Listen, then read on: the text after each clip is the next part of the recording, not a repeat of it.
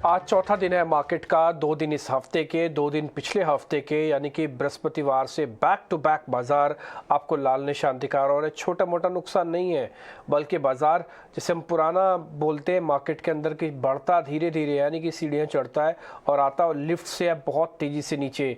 कुछ ही दिनों में इसने ना केवल 17,800 18,000 के करीब करीब पहुँचने वाले निफ्टी को ऐसा धकेला कि आज 17,000 को बचाने की भी आफत है मार्केट के पास। 1,000 पॉइंट करीब इसी 4 से 5 दिनों के अंदर बाजार ने खो दिए। ऑन एन एवरेज 200 से 250 पॉइंट की गिरावट हम हर रोज़ देख पा रहे हैं सिर्फ निफ्टी पर। इसके अलावा आप शेयर्स की तो बुरी हालत है। बैंक निफ्टी इससे भी ज़्यादा टूटा है और वो जहाँ पे 42,000 के आसपास पहुँचने वाला इंडाइसिस था, आज वो 40,000 के भी नीचे है। 2,000 से ज़्यादा पॉइंट्स की गिरावट आप बैंक निफ्टी पर भी देख पा रहे हो और रोज़ करीब 350-400 पॉइंट की एवरेज गिरावट आप अपनी स्क्रीन पर देखते हो। खैर एनी हाउ, अब हम और भी आगे बढ़ चुके हैं। कई बार ये गिरावट आपकी वैल्यूएशन कंफर्ट दे देती है, कई बार ये गिरावट आपको एक अच्छी अपॉर्चुनिटी भी दे देती है। क्या ये अपॉर्चुनिटी है, जानेंगे आज के मेहमान प्रशांत सावंत से कि अभी जो हुआ सो हुआ, लेकिन आगे क्या और गिरावट आएगी, इसमें कोई दो राय नहीं है कि 1 दिसंबर से लेकर अब तक मार्केट चैनल में है और वो डाउन चैनल है। 17,100 के नीचे दिन के निचले स्तरों पर वापस से निफ्टी ट्रेड कर रहा है। आज नुकसान 150 पॉइंट का कुल मिला के अभी तक का आप 106 पॉइंट देख पा रहे हैं एडजस्टमेंट्स के बाद, और इस 17,000 को सिर्फ आज बचाने की मेहनत सी हो रही है। अगर आप ऑप्शंस को देखेंगे तो वो ज़्यादा नुकसानदेह आपको तरीके से दिखेंगी। ना भूलेगा कि परसों वीकली एक्सपायरी भी है, पुट्स अच्छे से चली हुई हैं, कॉल्स के प्रीमियम काफ़ी शेड हैं, थोड़ा देख के ट्रेड कीजिएगा ऑप्शंस में। बैंक निफ्टी के 12 में से 11 शेयरों में कमज़ोरी है। कौन सा शेयर ऐसे हैं जो कि ऊपर लेके आने वाले हैं? मार्केट के 2 बड़े सेगमेंट हैं, एक तो बैंक और एक आईटी।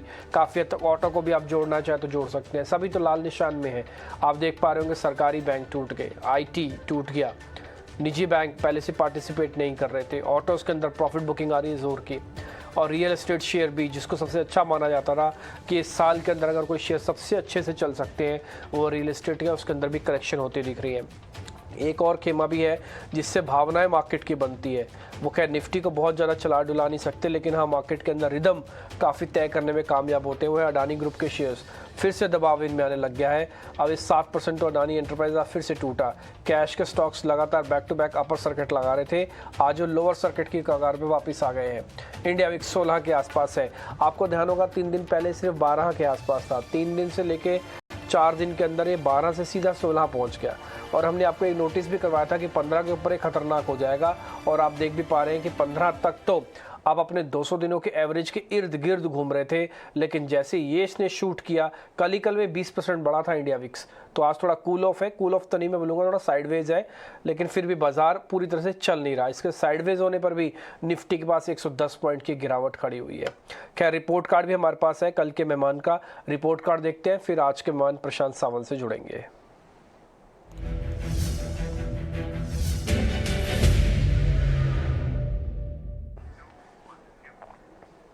एबी फैशंस बेचने की रिकमेंडेशन थी और वहाँ से करीब 4.5% का गेन आया। पीरामल एंटरप्राइजेस बेचने की रिकमेंडेशन थी सौरभ सिसोदिया की तरफ से, वहाँ से गेन आया 3%। इंडिया सीमेंट बेचने की रिकमेंडेशन थी, वहाँ से गेन आया होगा आपको 3% का। निफ्टी बेचने की रिकमेंडेशन थी, 1.5% का गेन। बैंक निफ्टी बेचने की रिकमेंडेशन थी, 1.5% का गेन। अशोक लीलैंड बेचने की रिकमेंडेशन थी, 1.5% का गेन। और क्या चाहिए आपको इस शो में? आपको ऐसे ऐसे शो मिल रहे हैं जहाँ पे ऐसे ऐसे ट्रेड मिल रहे हैं इस शो के अंदर, जहाँ पर आप सीधा सीधा कोई ज़्यादा दिमाग नहीं लगाना, हम सारे स्टॉप लॉसेस टारगेट आपके स्क्रीन पर रख देते हैं, सब कुछ आपके सामने रखते हैं, और आप अपने अकॉर्डिंग उसमें पोजीशंस लेना चाहें तो ले भी सकते हैं। हो सकता है आप ना लेना चाहो, आपके मार्जिन अलाउ ना कर रहे हैं, तो आपको ये पता लग जाएगा कि अगर आप किसी शेयर में फंसे हुए हैं तो उस पर रिकमेंडेशन क्या मिल रही है।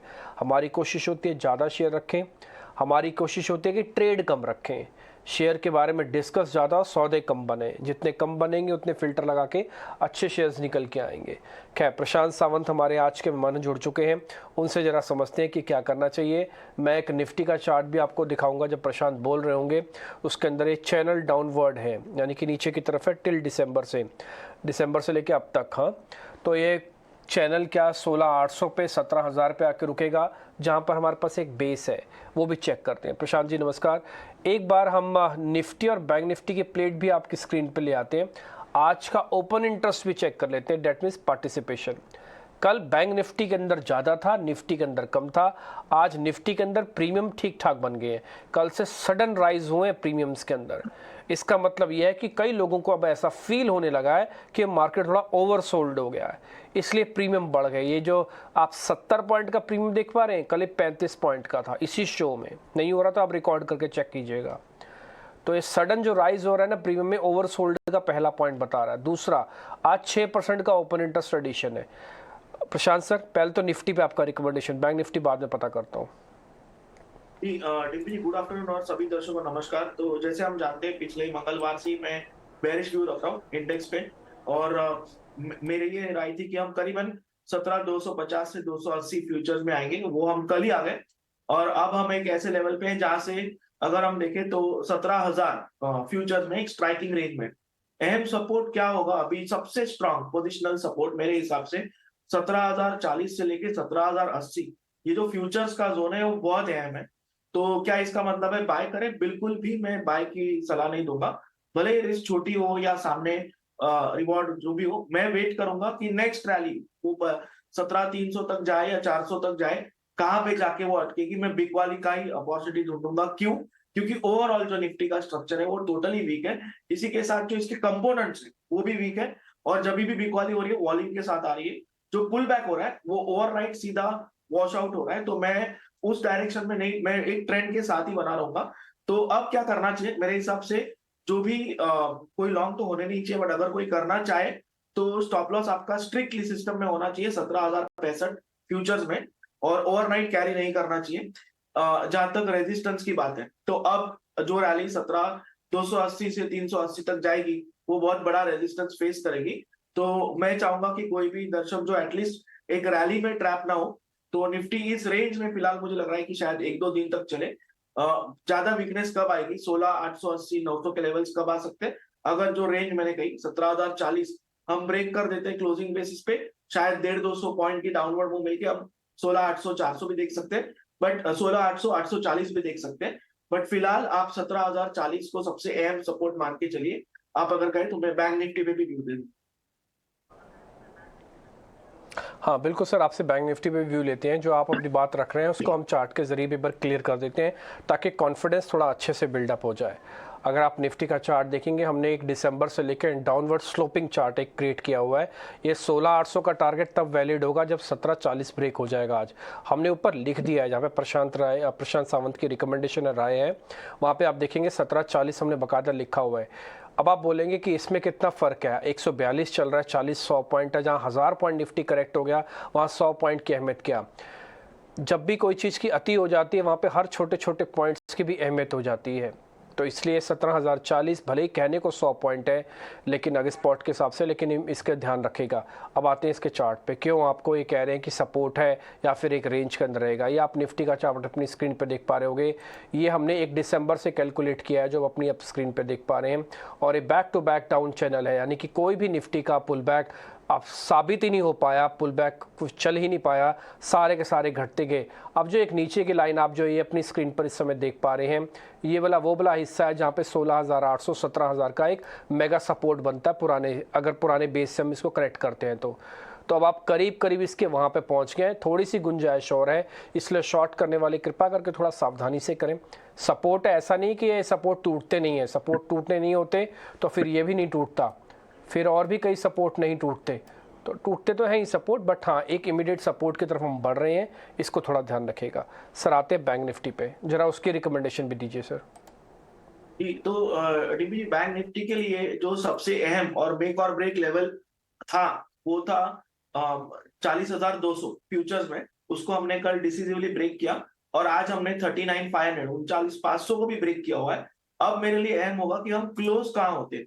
अगर हम 39,500 के नीचे क्लोज हो जाते हैं फ्यूचर्स में, तो शायद बैंक निफ्टी और वीक होके हमें और 400-500 पॉइंट डाउन 39,000 के लेवल भी दिखा सकती है।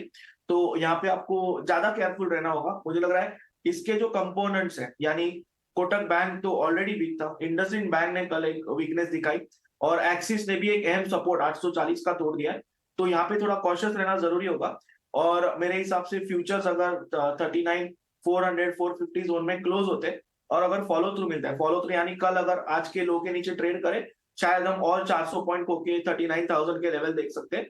फ्रेश शॉट्स इस लेवल पे रेकमेंड नहीं करूंगा, बट इतना रिकमेंडेशन जरूर दूंगा कि लॉन्ग्स मत कीजिए। अभी यहाँ से लेके जो भी रैली 40,000 तक जाएगी, यानी यहाँ से जस्ट 600 पॉइंट, तो उसके लिए आपको स्टॉप लॉस रखना होगा कम से कम 400 पॉइंट का, तो रिस्क रिवॉर्ड जस्टिफाई नहीं होता है। और 40,000 एक बहुत बड़ा रेजिस्टेंस की तरह काम करेगा। तो दोनों ही इंडाइसेस बेयरिश है, बट मैं रैली के लिए वेट करूँ।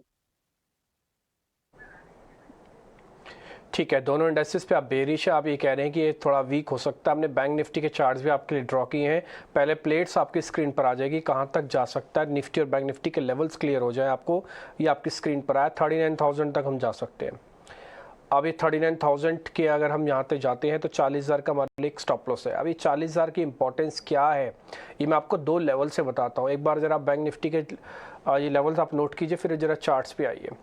एक रेंज थी निफ्टी की 41,000 से लेके 42,000 वाली, उस रेंज के अंदर उसने काफ़ी समय निकाला, लेकिन फाइनली जब उसने रेंज को ब्रेक डाउन कर दिया उसके बाद से दिक्कत बड़ी है। दो इंपॉर्टेंट चीज़ आपको मैं मार्क कर रहा हूँ बाकायदा, आप देखिएगा जो मैंने लिखे हुए हैं, ये हैं 39,800 का सपोर्ट और इसका 200 दिनों का एवरेज 39,556। ये ऑलमोस्ट करीब करीब एक पास में 200 पॉइंट का फ़र्क है। इसके नीचे जब तक हम ट्रेड कर रहे हैं तब तक दिक्कत बनी रहेगी, इसके ऊपर ट्रेड करने पर पुल बैक आएगा। अगर आप सिर्फ 39,800 को राउंड फिगर करके 40,000 कर दें, जो सर का एक स्टॉप लॉस भी है और जो ऑप्शंस का डाटा भी ये बताता है, उसके बाद ही पुल बैक आएगा।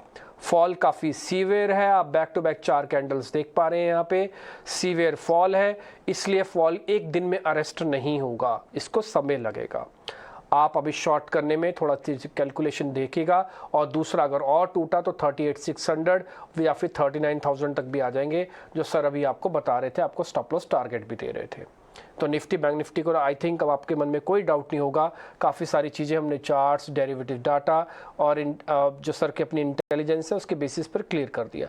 सीधा सीधा स्टॉक्स पे आते हैं। तो आज के तेज़ी वाले शेयर्स आपकी स्क्रीन पर आएंगे।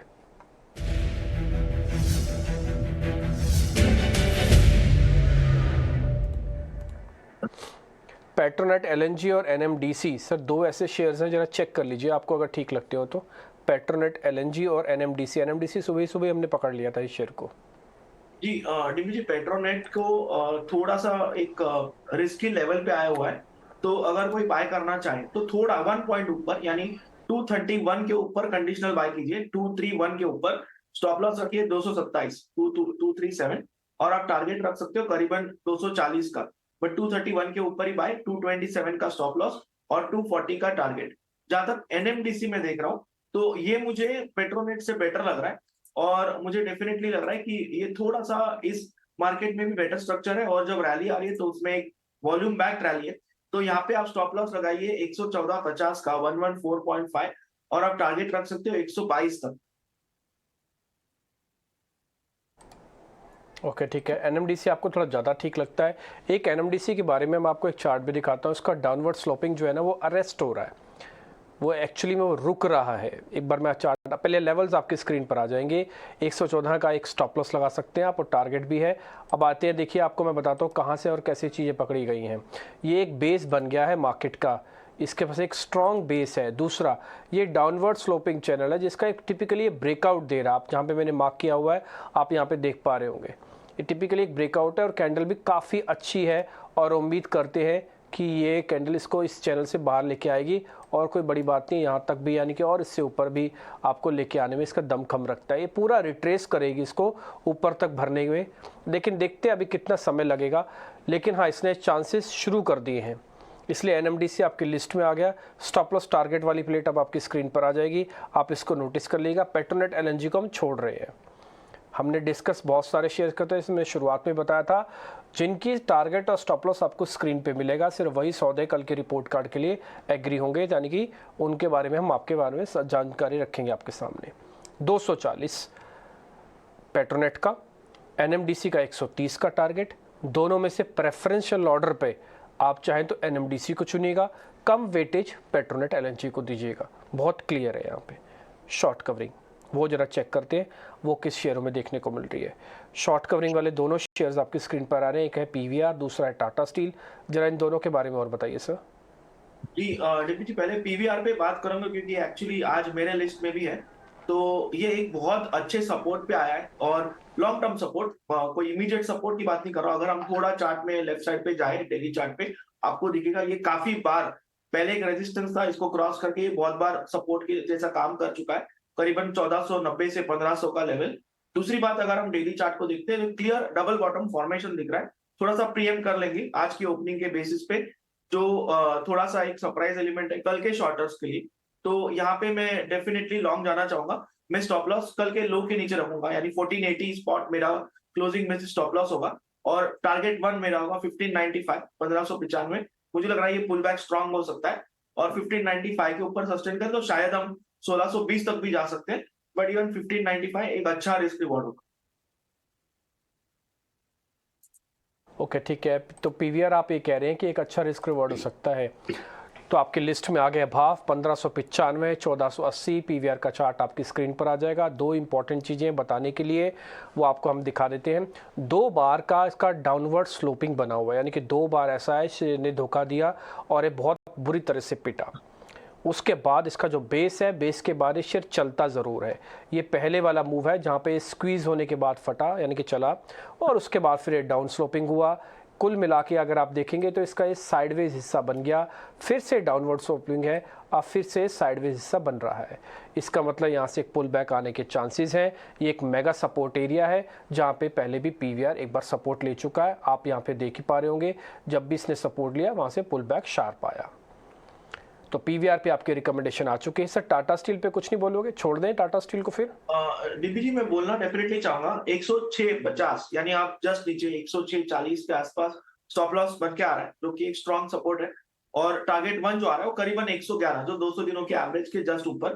तो इस मार्केट में मुझे लग रहा है ये एक सेफ बेट होगी और कैश में ट्रेड करना सजेस्ट रिकमेंड करूंगा। ये स्टॉप लॉस के हिसाब से आप रिस्क मैनेज करें। 106.50, 111.50 आपका टारगेट वन होना चाहिए और इसके ऊपर हम निकल जाते हैं तो करीबन आप 114-15 तक के लेवल भी देख सकते हो। ओके ठीक है, कुछ कंडीशंस के साथ हमने लेवल्स डाल दिए हैं टाटा स्टील के। ये हमारा एक खास कार्यक्रम एसवीबी बैंक को लेकर भी है, जो हम अगली थोड़ी ही देर में आपके सामने हम रखेंगे। लेकिन अभी आप लेवल ज़रा नोट कर लीजिएगा, जिसमें टाटा स्टील 111, 112 तक का टारगेट है। आपको ध्यान होगा संजीव भसीन भी हमारे साथ जुड़े थे पिछले 2 दिन से, वो टाटास के बारे में बता रहे हैं कि टाटा स्टील ठीक है। डॉलर इंडेक्स का टूटना, मेटल काउंटर्स के अंदर पुल बैक के संकेत आना, वो थोड़ा स्टेबिलिटी बनना, ये सभी के सभी शेयर्स कम से कम कोर मेटल कंपनीज़ के लिए अच्छे हैं। आपने एनएमडीसी भी चेक किया, आपने टाटा स्टील भी चेक किया, दोनों पे आपको रिकमेंडेशन मिली हुई है। 12:30 बजे जो ग्लोबल पैरामीटर्स पे एसवीबी की खबर आई हुई है, उसका पूरा एनालिसिस ABCD, यानी कि कहाँ से शुरू हुआ और कहाँ पे जा रहा है, ये हम आपके सामने रखेंगे 12:27 पे, आज से अभी से करीब 10 मिनट बाद। खैर आगे बढ़ते हैं, अब हम मंदी के शेयर की तरफ बढ़ रहे हैं। तो आज के मंदी के शेयर आपकी स्क्रीन पर आएंगे।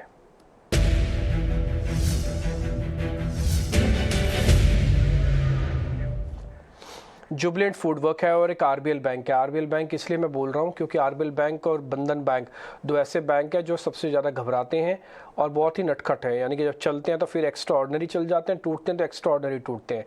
ये भावनाओं को कंट्रोल नहीं कर पाते टिपिकली देखा जाए तो। आरबीएल बैंक आज करीब 2.5% नीचे है। जुबलेंट पे भी एक बार आपकी रिकमेंडेशन।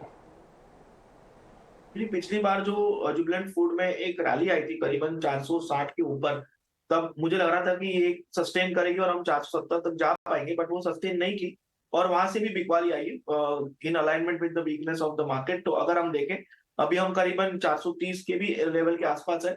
कोई शॉर्ट करना चाहे तो 437 ये आपका स्टॉप लॉस होना चाहिए, 437 स्पॉट में। और आप टारगेट रख सकते हो करीबन 418 से लेके 419 का, तो एक डिसेंट रिस्क रिवॉर्ड है। और इसी के सामने मैं जब आरबीएल बैंक देख रहा हूँ, ये आउटराइट वीक स्ट्रक्चर है और एक अहम सपोर्ट ब्रेक हो रहा है।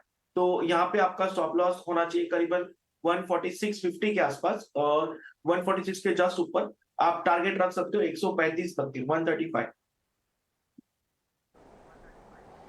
ठीक है, जुबलेंट पे 418। दूसरा शेयर आरबीएल बैंक, उस पर भी आपको ट्रेड मिल जाएगा। स्टॉप लॉस टारगेट आप लगा लीजिएगा। मैं खाली सिर्फ जुबलेंट के ही आपको चार्ट एक बार दिखा देता हूँ। हमने कोई एवरेज वगैरह नहीं डाली, सिर्फ एक 200 दिनों की एवरेज में अभी आपके सामने ही डाल के इसको एक बार मैं बता देता हूँ इसके अंदर क्या इंपॉर्टेंस रखती है। आप पहले दोनों के लेवल्स नोट कर लीजिए, आरबीएल बैंक और जुबिलेंट फूड वर्क के। अब आपको चार्ट आपकी स्क्रीन पर आ जाएगा। ये चार्ट बार बार टूटा और टूटने के बाद अपनी सपोर्ट को एक बार जब ये रिस्पेक्ट करता है तो अच्छे करता है, नहीं करेगा तो फिर बहुत बुरा टूटेगा, क्योंकि नियर बाय अब सपोर्ट नहीं है इसके पास। मैं दिखाता हूँ कैसे। अगर आप अपनी स्क्रीन पर देख पा रहे हैं, इसका लास्ट सपोर्ट एरिया, उसके बाद फिर बहुत नीचे जाके मिलेगा, और जो कम से कम यहाँ से 100 से 150 पॉइंट नीचे बनता है।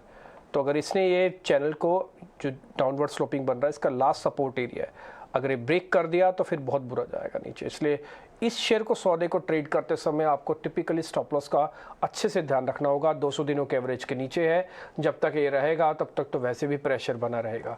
ये 200 दिनों के एवरेज ठीक होने पर ही ऊपर आएगी, जो रेड कलर की लाइन आप अपनी स्क्रीन पर बीच में देख पा रहे होंगे। खैर नहीं हो, अब हम आगे बढ़ते हैं। अब जरा प्रशांत जी के ट्रेड, उनके अपने सौदे समझते हैं। प्रशांत जी, आपकी ट्रेडिंग कॉल्स। जी तो डिम्पी जी, एक तो कॉमन हमारी चॉइस निकली थी जो था पीवीआर, और दूसरा मैं इन्फी देख रहा हूँ कि अगर थोड़ा सा रैली मिल जाए इस लेवल पे भी, तो मैं 1445 के जस्ट ऊपर यानी 1446 का स्टॉप लॉस रख के शॉर्ट करना चाहूंगा। मेरा टारगेट होगा 1360, 1360। नेक्स्ट पिक पीवीआर हमने ऑलरेडी डिस्कस कर ली, और थर्ड पिक जो है वो मुझे लग रहा है कि कोटक काफी वीक है। ऑलरेडी हम कह सकते हैं एक सपोर्ट के करीब है, बट स्ट्रक्चर मुझे पूरा वीक लग रहा है। इंडेक्स मेन तो वीक है, तो मैं यहाँ पे कोटक की जो 1640, 1640 स्ट्राइक प्राइस की जो पुट ऑप्शन है, इसको लेना चाहूंगा। मेरा स्टॉप लॉस होगा 12.5 का, 12.5। टारगेट 1 मेरा होगा 38, टारगेट 2 मेरा रख रहा हूँ 45 तक। ठीक है सर, ये 29 मार्च वाली है कि 23 मार्च वाली है आपकी, ये कोटक की जो पुट है? जी कोटक मार्च एंड, मार्च एक्सपायरी थी। हाँ ना, 29। ठीक है सर, डन। तो ये लास्ट एक्सपायरी, एक बार इसको 23 मार्च हटा दीजिए, और उसके बाद हम टोटल एक्सपायरी इसमें देख पा रहे हैं। 1640 की जो पुट है, आपको 38 से 45 रुपये का टारगेट मिलेगा, 12.5 रुपये का एक स्टॉप लॉस है। तो 23 रुपये में खरीदनी है, ये मार्च की कॉल है। ओके, मेरे को थोड़ा रीड होने में गड़बड़ हुई।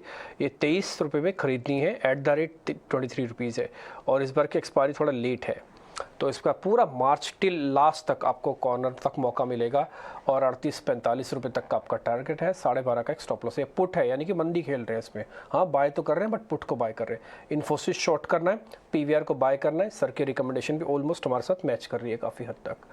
बहुत बहुत शुक्रिया Prashant ji, thank you very much, आज समय देने के लिए, बताने के लिए अलग अलग स्टॉक्स में क्या करें, इंडेक्स पे व्यू देने के लिए है। तो आप अभी बियर, लेकिन अभी भी आप उसको अब इस लेवल पे शॉर्ट तो नहीं करेंगे। बहुत शुक्रिया, थैंक यू वेरी मच।